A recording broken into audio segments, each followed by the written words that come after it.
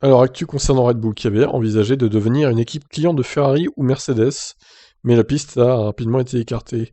Donc quand Honda avait annoncé son retrait surprise de la F1 d'ici fin 2021, Red Bull se retrouvait face à une possible impasse. L'équipe pouvait décider de redevenir une équipe cliente comme auparavant avec Renault, en faisant ainsi un bond en arrière stratégique.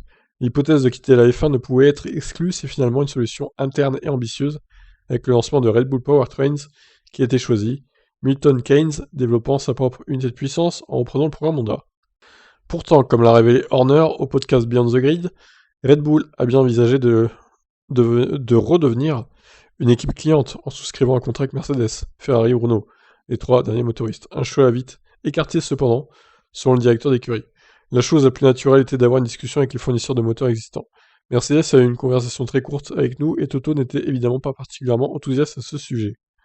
Normal.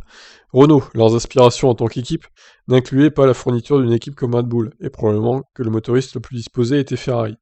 Et vous savez, nous avons eu quelques discussions exploratoires, mais être un client donc, avoir à accepter toute l'intégration en particulier avec les nouvelles réglementations à venir, serait une pilule très dure à avaler.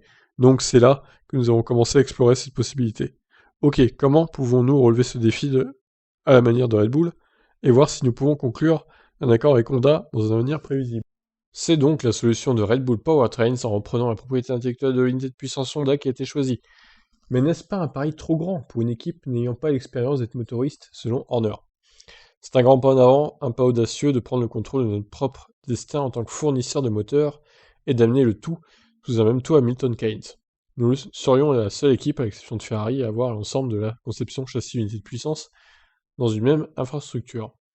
Pour ce qui est de la vente, je pense qu'il est arrivé à cette conclusion lui-même, que nous n'avions pas le choix et Marco nous a évidemment beaucoup soutenus et a fait pression pour ça. C'était absolument la bonne décision.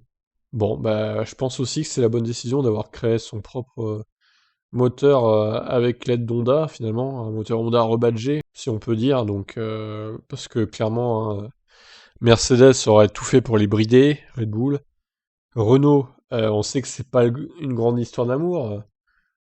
Alors, avec à l'époque Red Bull Renault avec Cyril Abitboul, etc., ça chie des bulles, si on peut dire.